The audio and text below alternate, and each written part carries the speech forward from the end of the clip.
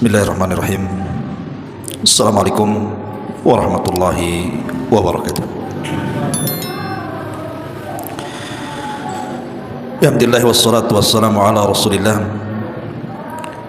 wa ala alihi wa sahbihi wa mawalah wa la hawla wa la quwwata illa billahi wa ba'du. Alhamdulillah, segala puja dan pujiannya milik Allah subhanahu wa ta'ala. Salawat dan juga salam hadiahkan kepada Rasul kita Nabi besar Muhammad sallallahu alaihi wa ala alihi wasallam. Alhamdulillah, di malam hari ini kembali kita bisa duduk untuk berthalabul ilmi. Salawat dan juga salam demi keberkahan majlis di malam ini kita senantiasa hadiahkan kepada Rasul kita Nabi besar Muhammad sallallahu alaihi wasallam. Allahumma salli ala Muhammad wa ala alihi wa sahbihi wa man sara ala nahjihi ila yaumiddin. Ma'asyiral muslimin yang dimuliakan Allah subhanahu wa ta'ala, malam ini kita akan membahas surah Al-Muzammil ayat 1 sampai 7. A'udzubillahi minasyaitonir rajim. Bismillahirrahmanirrahim. Ya ayyuhal muzammil qumil laila illa qalila nisfahu aw inqus minhu qalila aw zid alaihi wa rattilil qur'ana tartila inna sanulqi alaika qawlan thaqila inna nashi'atal laili hiya ashaddu wat'an wa aqwamu qila innalaka fin nahari sabhan tawila wadhkur isma rabbika wa tabattal ilaihi tabtila. Wahai orang yang berselimut, maksudnya Nabi sallallahu alaihi wasallam, bangunlah pada malam hari kecuali sebagian kecil, yaitu separuhnya atau kurang dari itu, sedikit atau lebih dari seperdua itu, dan bacalah Al-Quran itu dengan perlahan-lahan. Sesungguhnya kami akan menurunkan kepadamu perkataan yang sangat berat. Sesungguhnya bangun di malam hari itu lebih kuat mengisi jiwa, dan bacaan di waktu itu lebih berkesan kepada hati. Sungguh bagimu pada siang hari amat sibuk dengan urusan-urusan yang panjang, dan sebutlah nama Tuhanmu dan beribadahlah kepadanya dengan sepenuh hati. Ma'asyiral muslimin yang dimuliakan Allah subhanahu wa ta'ala, surah Muzammil ini ada yang mengatakan bahwa dia adalah surat yang diturunkan termasuk daripada surat awal-awal. Karena surat yang pertama itu turun surah apa? Surah Al-Alaq ayat 1 sampai 5. Kemudian surat yang kedua turun surah Al-Mudaththir 1 sampai 5. Kemudian setelah surah Al-Mudaththir turun surah Nun, Nun wal qalami wa ma yasturun. Baru kemudian surat yang keempat yang turun inilah surah Al-Muzammil. Jadi surah Al-Muzammil ini surat keempat, karena setelah Al-Muzammil kemudian suratul Lahab, dan yang keenamnya baru turun surah Al-Fatihah. Baru kemudian surat-surat setelahnya sampai 30 juz. Dari sini kita tahu bahwa surah Muzammil ini surah awal-awal, karena dia di nomor urut keempat setelah Al-Alaq, Al-Mudaththir, surah Nun, kemudian Muzammil. Itu dari segi turunnya. Ma'asyiral muslimin yang dimuliakan Allah subhanahu wa ta'ala, surah Muzammil ini adalah teguran kepada Nabi sallallahu alaihi wasallam supaya Nabi sallallahu alaihi wasallam menghidupkan malam-malamnya dengan beribadah kepada Allah azza wajalla. Karena Nabi ini akan menjadi seorang dai, seorang penyeru kebenaran kepada manusia, dan kekuatan seorang dai itu ada di malam hari. Kenapa demikian? Karena hidayah manusia itu ditentukan oleh Allah subhanahu wa ta'ala, tentu dengan doa-doa kita supaya mereka menerima kebenaran. Dan doa yang paling mudah dipanjatkan dan diterima Allah Subhanahu wa taala adalah doa di sepertiga malam akhir. Kenapa demikian? Karena Allah turun di sepertiga malam akhir itu. Sebagaimana hadis yang ma'ruf, yanzilu rabbuna ila sama'id dunya fi kulli thuluthil lailil akhir wa dzalika kulla lailatin. Jadi Allah itu turun pada sepertiga malam akhir, dan itu setiap malam. Kemudian Allah Subhanahu wa taala akan mengatakan kepada hamba-hambanya, man yad'uni fa astajibalah, wa man yas'aluni fa u'tiyah, wa man yastaghfiruni fa aghfiralahu. Siapa yang berdoa, ku kabulkan. Siapa yang minta, ku beri permintaannya. Siapa yang minta ampun, ku ampuni dosa-dosanya. Setiap malam Allah menawarkan 3 perkara ini. Makanya kenapa Nabi SAW diperintah Allah untuk mendekatkan diri di malam hari? Karena itulah modal seorang dai, modal seorang talabatul ilmi. Ma'asyiral muslimin yang dimuliakan Allah Subhanahu wa taala. Di sini Allah Subhanahu wa taala katakan, ya ayyuhal muzammil, wahai orang yang berselimut. Maksudnya Nabi SAW, lihat bagaimana Allah memanggil Nabi kita. Tidak pernah dalam Quran ada panggilan ya Muhammad, tidak ada. Tetapi di Quran itu selalu panggilannya kepada Rasul mesti ya ayyuhan nabi, ya ayyuhar rasul, ya ayyuhal muddathir, ya ayyuhal muzammil. Selalu dalam Quran itu, tidak ada langsung menyebut ya Muhammad. Beda dengan nabi-nabi yang lainnya, Allah Subhanahu wa taala menyebut namanya. Ya Musa, ya Isa, ya Ibrahim, ya Daud. Selalu kita lewat dalam Quran itu Allah menyebut namanya langsung. Dan ini sebuah kemuliaan. Allah Subhanahu wa taala tidak menyebut namanya, tapi menyebut gelarnya. Di sini Allah mengatakan ya ayyuhal muzammil qumil laila illa qalila. Bangunlah di malam hari. Bangunlah di malam hari. Kecuali sebagian kecil. Nisfahu aw inqus minhu qalila aw zid alaihi wa rattilil qur'ana tartila. Jadi Nabi SAW disuruh untuk menghidupkan malam itu dengan 2 cara. Pertama, separuh tidur, separuh menghidupkan malam. Nisfahu artinya separuh tidur sampai separuh malam, kemudian dari separuh malam bangun sampai fajar. Nisfahu awingkus minhu qalilan aw zid. Allah mengatakan atau kau tambah enggak apa-apa. Kalau ditambah dari separuh berarti menjadi 2/3. Karena malam itu kan dibagi 3. Ada sepertiga malam awal, ada sepertiga malam tengah, ada sepertiga malam akhir. Dan malam itu dimulai dari terbenamnya matahari sampai terbit fajar. Berarti sepertiga malam awal dari maghrib ke isya, sepertiga malam tengah dari isya ke pertengahan malam, baru kemudian sepertiga malam akhir sampai fajar. Jadi Nabi SAW diperintahkan Allah untuk tidur separuh malam atau 2/3 malam.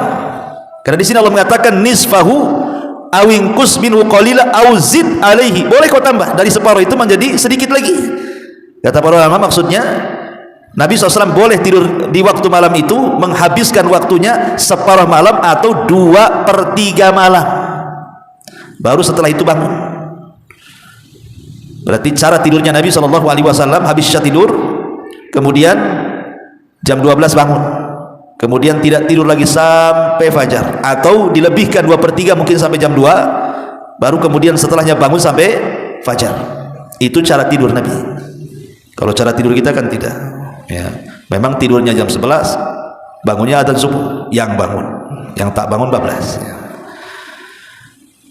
Di sini ma'asyiral muslimin yang dimuliakan Allah Azza wa Jalla, ketika turun surah Muzammil ini, maka Nabi SAW sejak itu tidak pernah nyenyak tidur. Walaupun tidur, yang tidur itu matanya saja, hatinya tidak tidur. Surah Muzammil ini memang agak aneh, unik gitu ya, karena satu-satunya surat di mana akhir daripada surat menghapus awalnya. Jadi akhir surat ini menghapus hukum awalnya. Hukum awalnya mengatakan kumil laila, ini perintah. Dan dalam bahasa usul al-amru tufidul wujub. perintah itu asalnya wajib. Artinya solat malam itu ketika awal diperintahkan wajib bagi Rasul dan juga wajib bagi umatnya. Mereka wajib solat malam. Tapi kemudian di akhir-akhir ayat surah Muzammil dihapus kewajiban itu. Dihukum dimansuh, dihapus hukum wajib bagi umatnya, tetapi bagi Nabi SAW tetap wajib. Jadi solat malam bagi kita sunnah, tapi bagi Nabi itu wajib. Makanya Nabi SAW tidak pernah meninggalkan solat malam kecuali satu kali. Itu pun diperselisihkan apakah Nabi solat atau tidak, maksudnya solat malam, ketika Rasul sedang haji di Hudaybiyah. Jadi ketika Nabi SAW sedang melaksanakan haji di Muzdalifah, apakah Nabi SAW ketika itu salat malam atau tidak? Walaupun pada hukum asalnya tentu Rasul salat malam, tapi selama hayatnya Rasul tidak pernah meninggalkan salat malam, karena bagi dia salat malam itu wajib masalahnya. Bahkan saking tiap malam Nabi SAW salat malam itu sampai kakinya pecah-pecah. Jadi satu malam Aisyah radhiyallahu anha ini tertidur bersama Rasul. Kemudian Nabi SAW bangun kemudian salat malam. Tiba-tiba Aisyah radhiyallahu anha terbangun, kemudian meraba-raba, terrabalah kaki Nabi SAW yang sedang salat itu. Rupanya kakinya pecah-pecah. Esok harinya Aisyah radhiyallahu anha mengatakan, "Ya Rasulullah, kenapa kau tidak mencukupkan yang jelas-jelas wajib saja? Bukankah engkau ini sudah diampuni dosamu yang telah, yang sedang dan yang akan datang?" Tapi Nabi SAW mengatakan, "Ya Aisyah, afala akunu abdan syakura? Salahkah saya menjadi hamba Allah yang bersyukur?" Makanya Rasul sampai meninggal tidak pernah meninggalkan qiyamul lail. Ma'asyiral muslimin yang dimuliakan Allah Subhanahu wa taala. Tadi saya sudah katakan bahwa malam itu dimulai kapan? Terbenam matahari, diakhiri dengan terbitnya fajar. Itulah disebut dengan malam. Karena kalau sudah terbit fajar itu sudah masuk pagi. Artinya di sini bahwa perintah qiyamul lail itu sudah dilakukan ketika terbenam matahari sampai terbit fajar. Disitulah perintah qiyamul lail sudah diperintahkan Allah Subhanahu wa taala. Dimulai dari salat maghrib itu disebut qiyamul lail namanya. Karena qiyam lail itu tidak mesti tahajud, tidak. Qiyam lail itu tidak mesti tahajud. Berdoa, antum berdoa nih di malam hari, itu termasuk qiyamul lail. Kemudian membaca istighfar, itu termasuk qiyamul lail. Kemudian membaca Al-Quran, itu termasuk qiyamul lail. Kemudian berzikir, itu termasuk qiyamul lail. Kemudian berwudu, itu termasuk qiyamul lail. Termasuk juga salat, termasuk qiyam al-lail. Jadi qiyam lail itu umum. Beda kalau kita katakan tahajud, berarti dia khusus, berarti salat malam. Tapi kalau disebut dengan qiyamul lail, menghidupkan malam itu tidak mesti dengan salat. Umpamanya antum bangun tidur, melilirlah karena dingin, pengen kencing, akhirnya antum ke toilet. Sebelum antum tidur lagi, antum sempatkan berwudu, berarti antum sudah melaksanakan qiyamul lail walaupun hanya berwudu, gitu maksudnya. Ataupun hanya berzikir, atau hanya membaca Al-Quran tidak lama, ataupun membaca istighfar dan begitu seterusnya, itu sudah dianggap qiyamul lail itu. Ataupun salat malam, karena qiyamul lail itu kan umum, beda dengan tahajud khusus ya. Makanya orang yang kemudian melaksanakan salat isya berjamaah, kemudian juga ditutup dengan salat subuh berjamaah, seolah-olah antum menegakkan qiyamul lail dari awal sampai akhir. Perhatikan hadis Nabi. Nabi SAW mengatakan, hadis dalam yang dikeluarkan Imam Abi Dawud, "Man shallal isya fi jama'atin kana ka qiyami nisfi lailin, wa man shallal isya wal fajra fi jama'atin kana ka qiyamil laili kulli." Barang siapa yang salat isya berjamaah, seolah-olah dia menghidupkan separuh malam. Tapi barang siapa yang salat isya berjamaah plus dengan subuh berjamaah, maka seolah-olah anda menghidupkan malam itu dengan qiyamul lail. Kenapa? Karena salat isya berjamaah separuh malam kita dapat, salat subuh berjamaah separuh malam. Jadi kalau digabungkan jadi satu malam suntuk, seolah-olah kita ini tidak tidur beribadah tuh. Bayangkan hanya melaksanakan dua salat ini saja. Salat isya berjamaah, salat subuh berjamaah, kemudian lebihnya antum tidur, itu sudah dicatat antum qiyamul lail 1 malam suntuk mulai terbenam matahari sampai terbit fajar. Luar biasa kan itu. Kenapa demikian? Karena solat yang paling berat dilakukan orang munafik ini solat isya dan solat fajar. Nabi SAW mengatakan, inna athqala salatin alal munafikin salatul isya wa salatul fajri. Solat yang paling berat dilakukan orang munafik itu adalah solat isya dan solat fajar. Kenapa? Kenapa solat isya kok berat? Karena solat isya ini kalau orang sudah kerja capek di siang hari itu mulai ngerayap ngantuknya itu di waktu isya. Nah, mulai dia ngantuk kan itu. Kenapa kemudian di solat subuh? Karena solat subuh itu asik-asiknya tidur itu. Asik-asiknya tidur kan subuh tuh, karena di situ kan mulai dingin tuh cuaca tuh kan. Makanya orang susah bangun. Lah ketika kemudian kita menjaga 2 solat ini dengan cara berjamaah, maka Allah Subhanahu wa taala berikan hadiah dengan cara apa? Seolah-olah kita menghidupkan malam semuanya. Asal syaratnya isya jamaah, subuh jamaah. Ma'asyiral muslimin yang dimuliakan Allah Azza wa Jalla. Tapi walaupun demikian sepakat para ulama bahwa di antara pembagian malam, sepertiga malam awal, sepertiga malam tengah, sepertiga malam akhir, yang paling afdol secara konsensus para ulama, ijma' para ulama adalah di sepertiga malam akhir. Itu waktu yang paling afdol untuk beribadah. Ya sekitar jam 2 lah kan itu ya, sampai subuh gitu ya. Itu sepertiga malam akhir. Kenapa demikian? Lihat Nabi SAW ketika memerintahkan kita untuk salat witir, apa kata Rasul? Ij'alu akhira salatikum bil laili witra. Kata Nabi SAW, jadikan akhir salat malam kalian dengan witir. Bahkan dalam sebuah hadis Nabi SAW mengatakan, man khafa alla yaquma min akhiril laili falyutir awwalahu, wa man tama'a an yaquma akhirahu falyutir akhiral laili, fa inna salata akhiril laili mashhudatun wa dzalika afdal. Kata Nabi SAW, barang siapa yang takut tidak bangun di malam hari, maka boleh solat witir selepas isya. Tapi kalau dia bisa yakin tuh bisa bangun di sepertiga malam akhir, maka lakukanlah witir di sepertiga malam akhir. Kenapa? Karena waktu itu kata Rasul, mashhudah, disaksikan oleh para malaikat. Dan ingat bahwa seafdol-afdolnya solat setelah solat wajib itu adalah solat yang dilakukan di malam hari. Dan solat yang dilakukan di malam hari yang paling afdol, tahajud dengan witir itu adalah witir. Itu yang paling afdol dari semua solat sunnah. Solat witir itu solat yang paling afdol setelah solat wajib. Dan solat witir itu solat yang paling singkat dibandingkan semua solat sunnah. Walaupun demikian tetap yang paling afdal tuh. Kenapa? Karena witir itu bisa dilakukan 1 rakaat. Dan antum bisa memilih surat yang paling pendek. Inna a'tayna, selesai. 1 rakaat saja.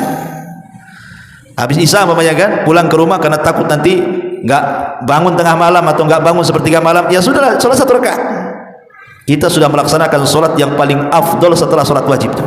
Salat witir itu singkat, padat, tapi paling afdal. Tapi walaupun demikian jarang orang melakukan witir kecuali Ramadan.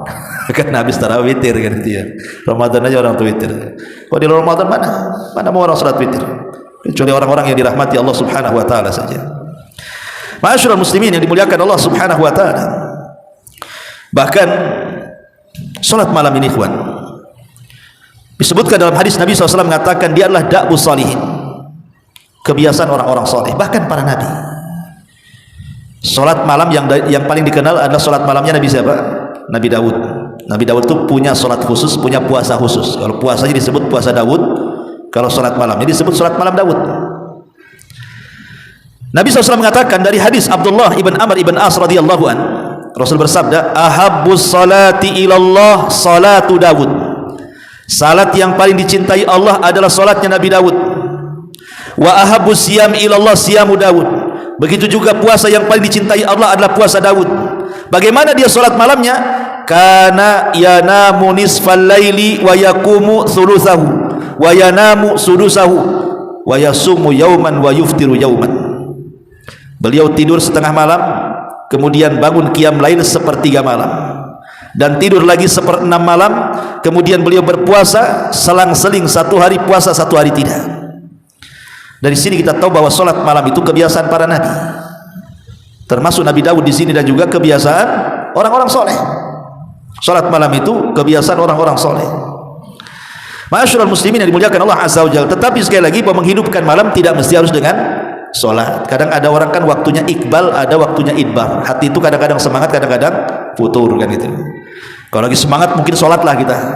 Tapi kalau tidak semangat solat, qiyam lail itu tidak mesti solat. Antum bisa baca Quran, itu disebut qiyamul lail. Atau semata-mata antum berwudu, itu sudah qiyamul lail tuh. Atau antum berzikirlah habis bangun tidur, itu antum berzikir, membaca doa habis tidur umpamanya, alhamdulillahilladzi ba'dama amatana wa ilaihi Allah, alhamdulillahilladzi ahyana ba'dama amatana wa ilaihi nusyur. Kemudian antum bertasbih, bertakbir, bertahlil, subhanallah, alhamdulillah, begitu seterusnya. Antum sudah dianggap qiyamul lail. Perhatikan satu hadis yang sering saya sampaikan. Nabi mengatakan, yaqidu syaitan ala qafiyati ra'si ahadikum idza huwa nam salasa uqadin. Jadi setan itu akan datang kepada kita setiap kita hendak tidur, kemudian dia akan membawa tali, kemudian mengikat tengkuk kita 3 ikatan. Dan itu setiap malam ada setan itu yang bawa tali itu. Nah, cuman kan gak nampak aja setan bawa tali itu. Oh, nampak ya, kita kejarlah, ambil talinya.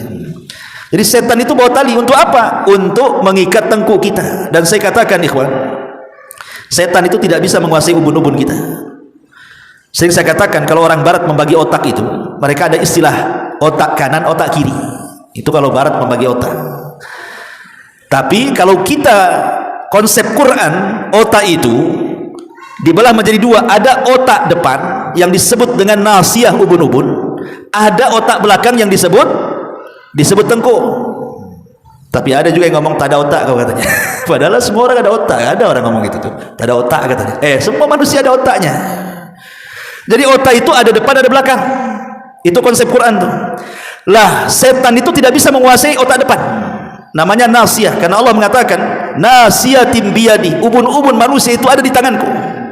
Maka lihat ketika setan bersumpah di hadapan Allah untuk menggoda Bani Adam, saya akan goda mereka dari arah kanan, dari arah kiri, dari depan, dari belakang. Tapi dia tidak mengatakan dari atas. Kenapa? Karena ubun-ubun tidak bisa dikuasai setan. Setan itu hanya bisa menguasai tengkuk kita dari belakang. Dia nggak gentle, dia main belakang, dia mengikat belakang aja, dia diikat tuh. Berapa ikatan kata Rasul? Salasu uqadin, 3 ikatan.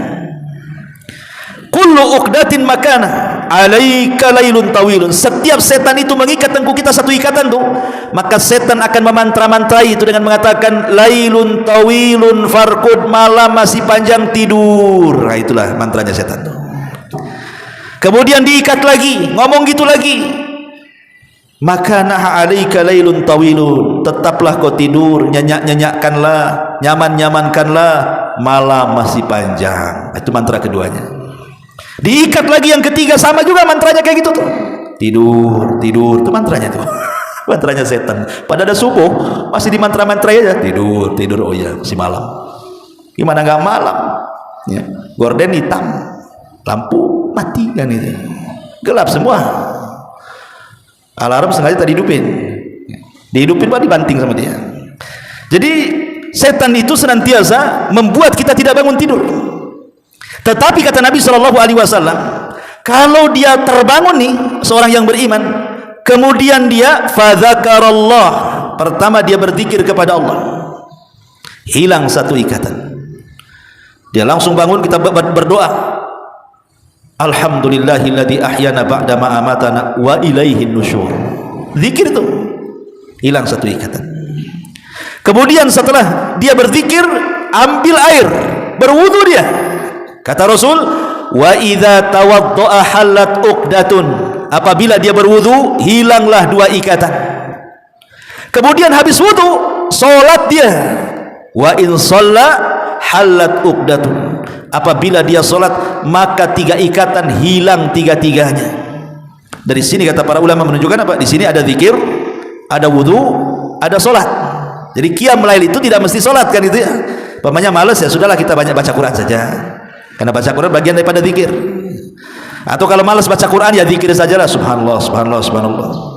Atau kalau malas, banyak-banyak istighfar ajalah. Jadi qiyam lail itu banyak pilihan. Tapi kalau kita bisa menggabungkan semuanya, kita bisa berzikir, habis itu kita wudu, habis itu kita qiyamul lail, maka semua ikatan setan hilang. Dan di pagi hari, kata Nabi SAW, maka dia akan terbangun nasyitan thayyiban nafsi, wa illa asbah khabithun nafsi kaslan, kata Rasul. Kalau dia tidak melakukannya, maka jiwanya akan jahat. Tapi kalau dia melakukannya, berzikir, wudu, kemudian salat malam, maka jiwanya akan baik dan hidupnya akan semangat dan terarah kemana dia harus melangkah hari itu. Tapi orang yang tidak pernah qiyamul lail, ikhwatu fiddin, hidupnya rungsek biasanya. Kata ulama, orang kalau tidurnya bangun jam 6, bangun jam 7, bablas begitu saja malam itu, orang seperti ini orang yang paling banyak masalah. Ada aja masalah tuh, nggak berhenti masalahnya. Kadang masalah itu tidak tahu dari mana datangnya, tahu-tahu ada aja masalah. Karena mereka tidak pernah melepas ikatan setan yang ditengkuhnya, makanya ruwet. Ya. Coba bayangkan kalau satu malam 3 ikatan, 2 malam 6 ikatan, 3 malam 9 ikatan, 100 malam apa enggak? Ini kan benangnya udah ngumpul, cemana dari benangnya tuh. Udah banyak kali ditengkuknya diikat sama setan, nggak bisa bergerak lah kan begitu di situ. Makanya di sini ma'asyiral muslimin yang dimuliakan Allah Azza wa Jalla, lihat bagaimana pentingnya kita ini qiyamul lail. Bahkan Jibril alaihi salatu wassalam, Jibril ini kalau turun menemui Rasul, tidak mungkin turun kecuali membawa perintah yang besar. Tak mungkin Jibril turun hanya ngajak ngobrol Nabi saja kan, nggak mungkin, mustahil. Lain dengan kita, Pak Edi turun ngobrol aja, ya kan gitu. Tapi kalau Jibril kan tidak bisa main dipanggil-panggil kayak gitu kan. Jibril turun, saya mau ngobrol, nggak mungkin. Ya. Pasti Jibril itu kalau turun atas perintah Allah dan membawa perkara besar kepada Nabi SAW. Satu hari Jibril turun menemui Nabi SAW, sebagaimana riwayat Imam Hakim dalam Mustadraknya dari hadis Salim bin Sa'ad radhiyallahu anhu. Ja'a Jibril ila Rasulillah SAW, datang Jibril kepada Nabi SAW, faqala, dan dia mengatakan, ya Muhammad, ish ma syi'ta fa innaka mayyitun, wa ahbib man syi'ta fa innaka mufariq, wa amal ma syi'ta fa innaka majziyun, wa alam anna syarafal mu'min qiyamuhu bil laili wa izzuhu istighna'uhu anin nas. Kata Jibril, wahai Muhammad, hiduplah sesuka hatimu karena engkau pasti akan mati.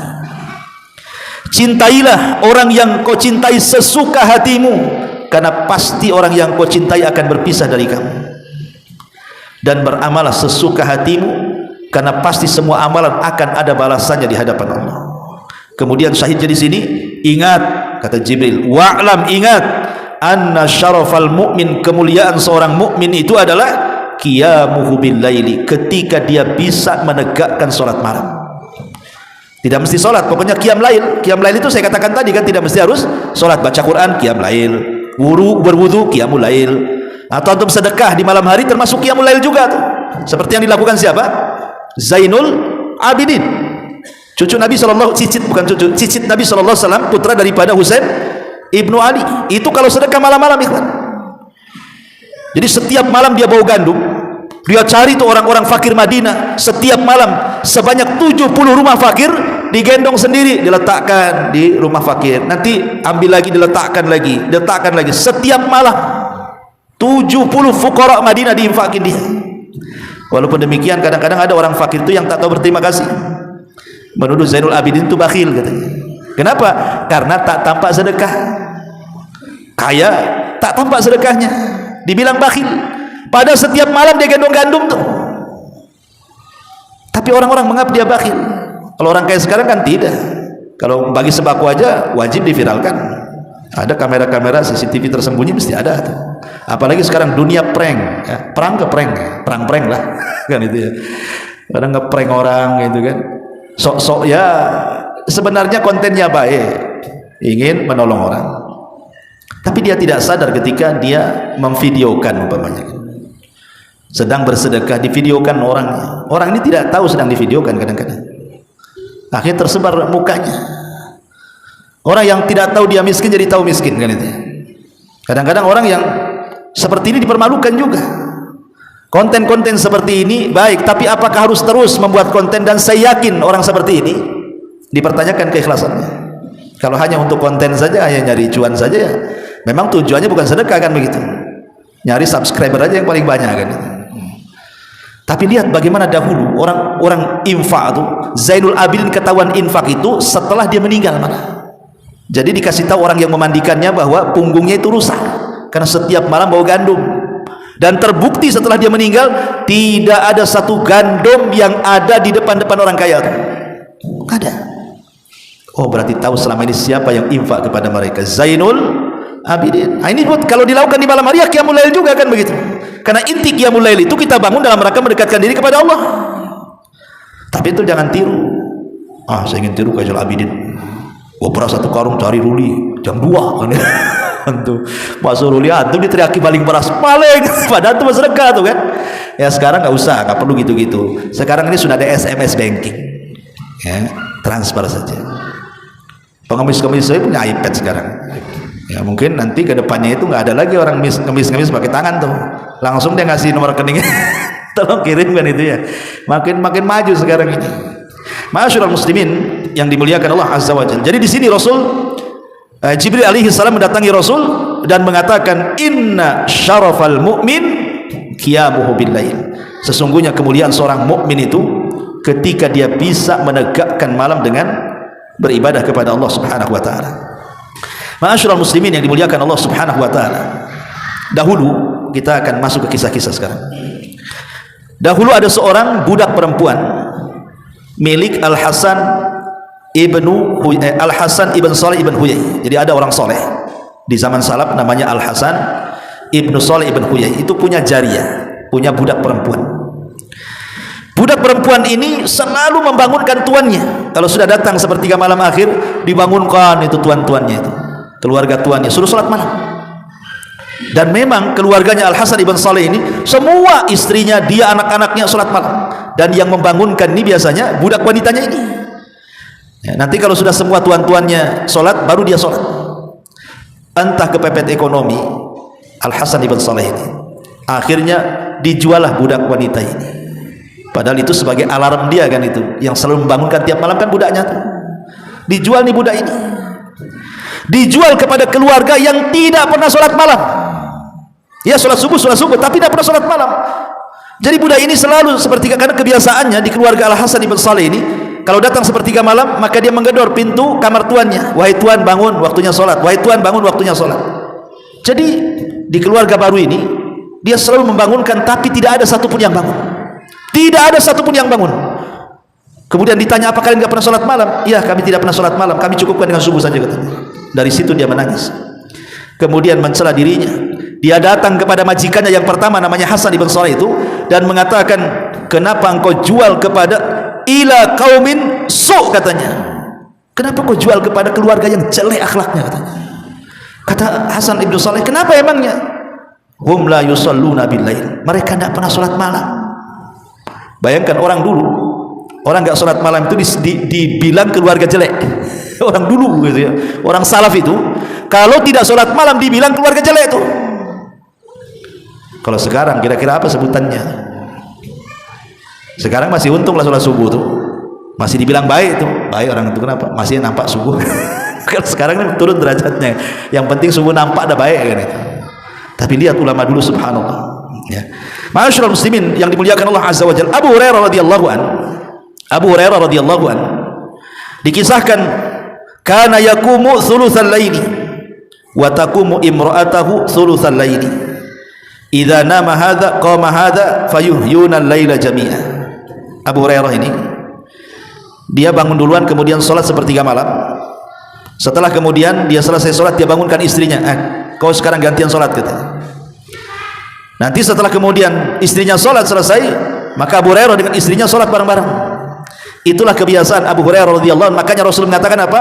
Rahimallahu rajulan, kata Rasul, rahimallahu rajulan, semoga Allah merahmati seseorang, katanya. Qama minal laili wa aiqadha ahla. Dia bangun tengah malam, kemudian dia bangunkan istrinya. Kalau tidak bangun, dia ambil air diperciki wajahnya. Bangun.